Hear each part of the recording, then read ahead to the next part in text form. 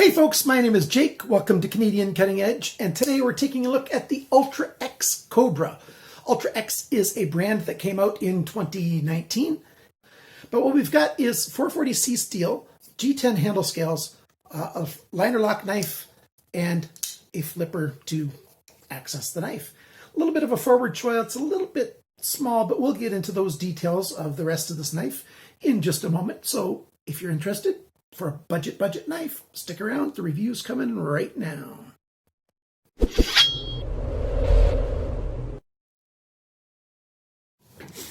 Just as I go into this video, I want to let you know that I bought this knife from White Mountain Knives, and so I paid for it. I didn't pay full retail, but I paid a reviewer's price on this knife.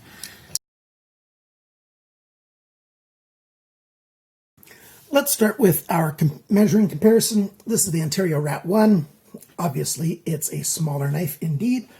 If we line up the handle scales as far as where the grip starts, you can see, this is definitely a smaller knife, less of a grip. And if we line it up where the cutting edge starts right there, there's less of a cutting edge too, but not by an awful lot. And just to say right at the top, this is a knife that is under 3 inches in the blade length. So if that's a limiting factor for where you live, you know already that this knife is one that works. And you just saw the main con for this knife. The main con is it doesn't flip all that well. The push method flipping works okay. The light switch method tends to fail almost half the time for me. That's partly due to there's no jimping on here, and the finger slides a bit. And the detent is not as strong as I'd like it to be. And so it's easy to do that and end up only opening the knife halfway. Of course, once you get used to it, you can get it all the time. But just when you're first doing it, or if you're thinking about something else, like right then I was looking at the camera and thinking about something else. I did one of these and it didn't open all the way. And that's the way it is. I wish the detent was a little bit stronger. I do have a video on how you can adjust a system to do that, but it's not bad. It is a recurve blade. And I recently did a review of another knife. It was a Tucson knife. And there was a comment saying, good luck on sharpening that recurve or sharpening that knife. And I go, there's no such thing as luck involved. You just need to have some skill and the right tools. Oh, there's fingerprints on there now. Oh, it's a little late now to wipe off all the fingerprints, but there you go. This is the knife that I was reviewing. The recurve on this one's a little more dramatic than that one, and it sharpened just fine.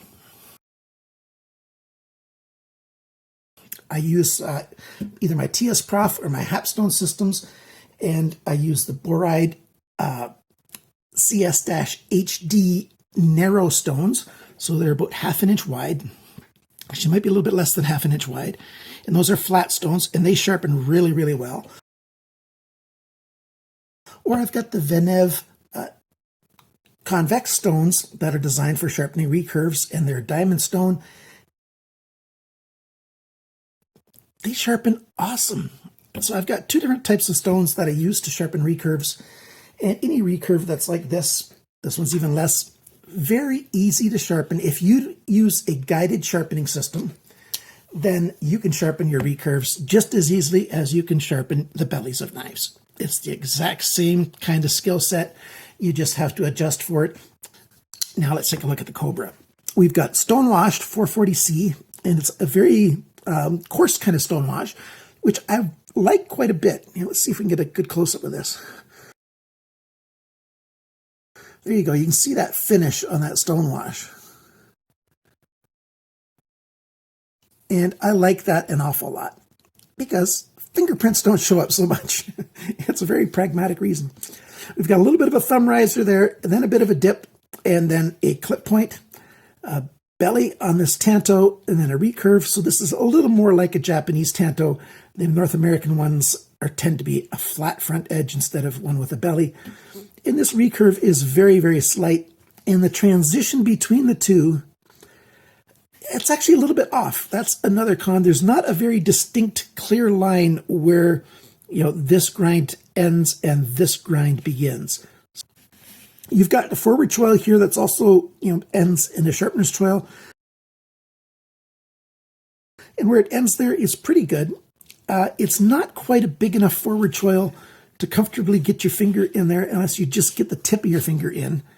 But if you get more of the meat of your finger in, you're having your finger slide over that cutting edge, and chances are fairly high you're going to cut into your finger, and nobody wants to do that.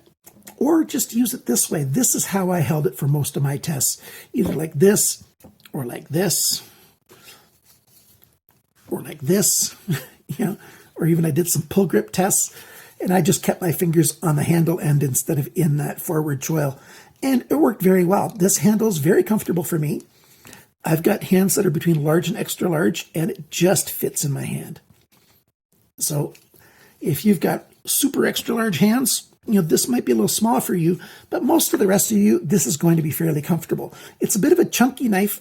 The handle's a little bit thicker than the average and a little bit shorter than average, and that gives it kind of a chunky kind of look. 440C Cobra, Ultra-X branding on that side, and that's all the branding except for the pivot pins have got an X kind of shape in them.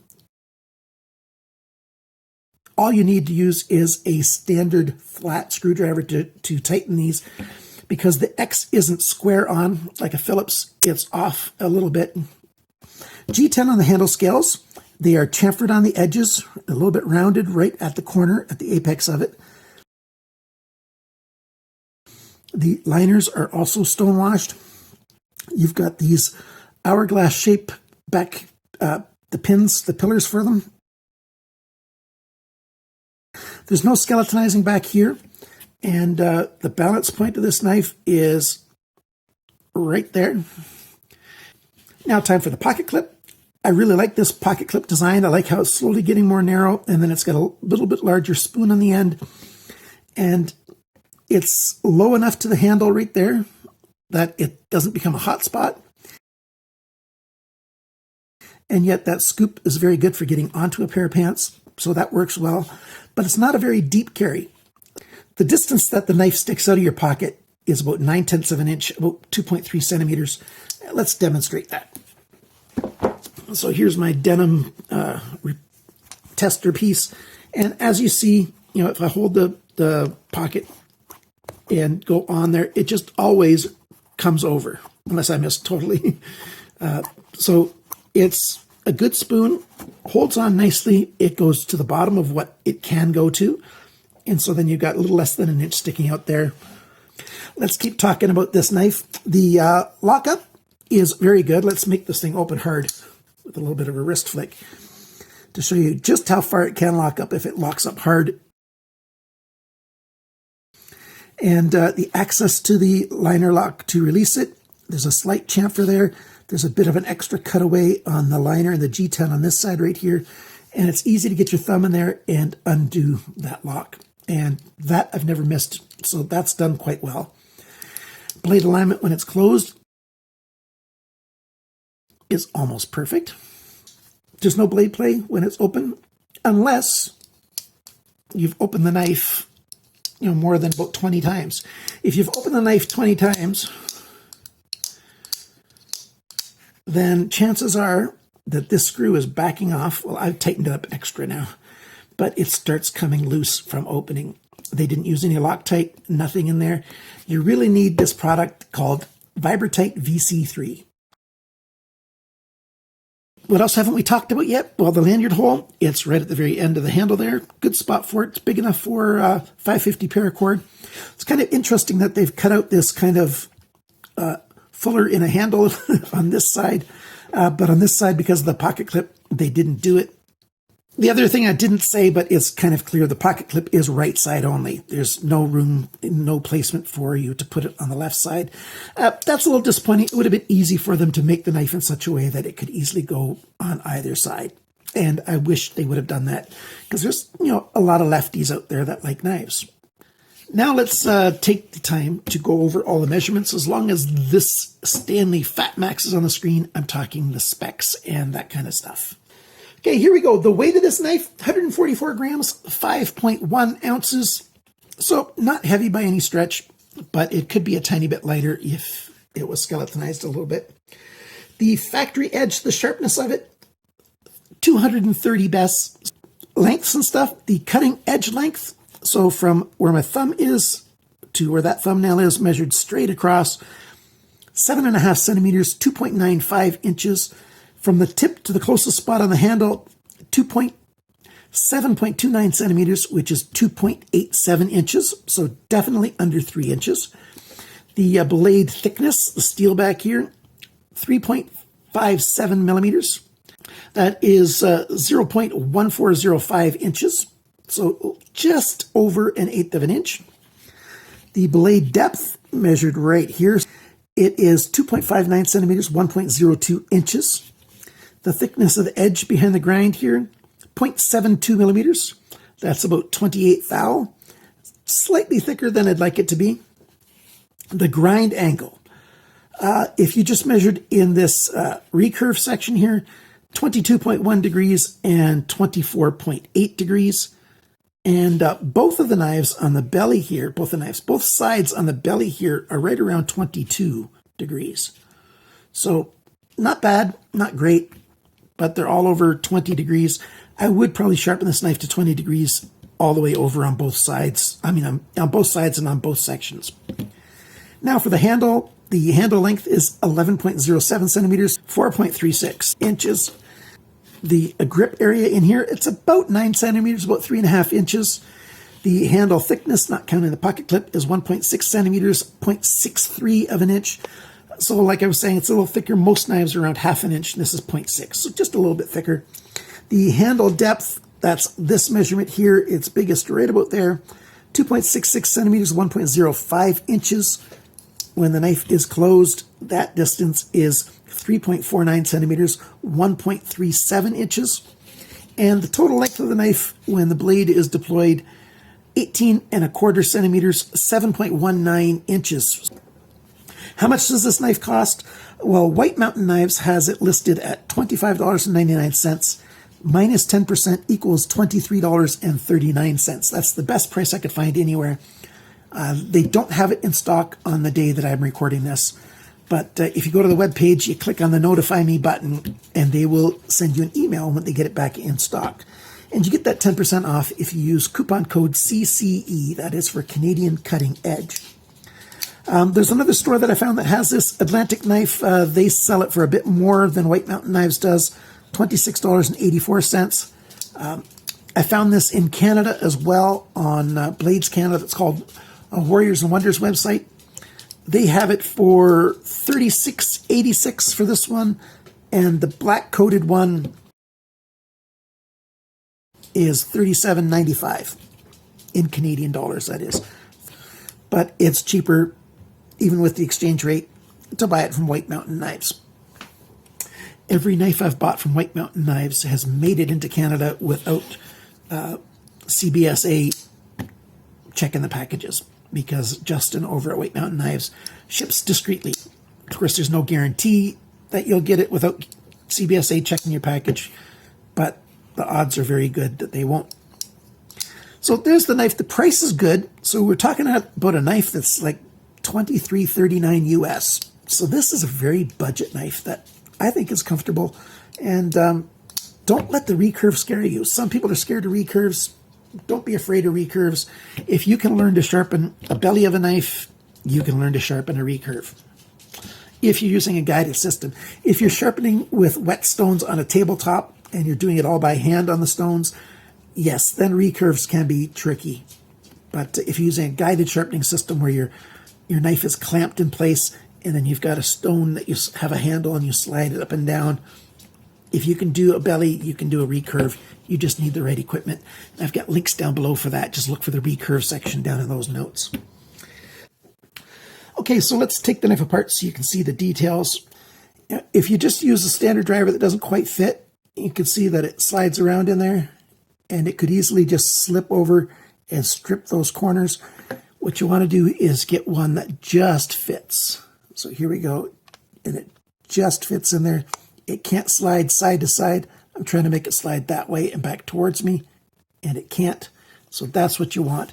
And then you can undo the knife easily with a standard driver. So there you go.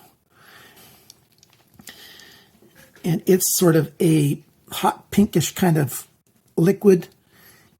It gets a little sticky as it ages, but when it's fresh, it's quite thin. But even if it's a bit sticky, it's still going to work. Spread it onto the threads like I did there, ever so slightly. I know it's hard to see, but there's a thin layer on there. Now let it sit for about 20 minutes to cure. So we can take this apart and show you the rest while we're at it. So that's a bit oily in there. There's these small steel ball bearings. As you can see, there's no skeletonizing in the liners, and it's just G10 on both sides. Very, very simple setup. So, summary, real quick. Stonewash blade that I really like. The lettering and stuff, I wish it wasn't quite as dark on here, but it's not bad. We've got a recurve blade of a Tanto. Nice finish here. Oh, I didn't talk about one thing. The jimping on the thumb rest here is not very big, and I wish it went, almost twice as far as it does, because it doesn't offer enough grip. I want it to offer more grip. And this little recessed area back here, that's too far up to be comfortable. Unless you get that finger up there, then you're like this, but then you're cutting this finger right here on that edge. So to keep the grip back here, I wish this was jimped a little bit longer without this dip, but that's a minor thing. That's not a big deal, but it is a factor.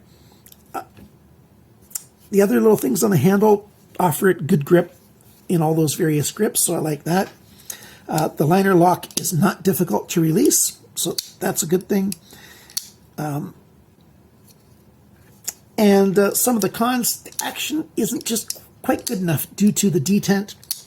The pivot screw can come loose, and I don't like that, but there is a solution for that.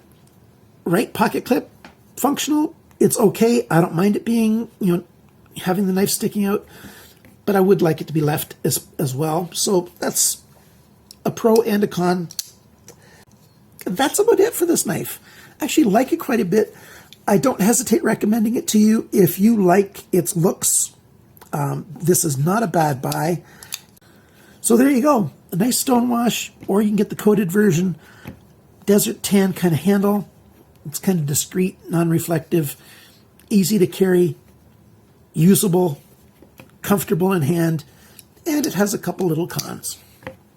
Thanks for watching my video. Thanks for liking, sharing, commenting, and subscribing. And remember, always cut towards your chum, not your thumb.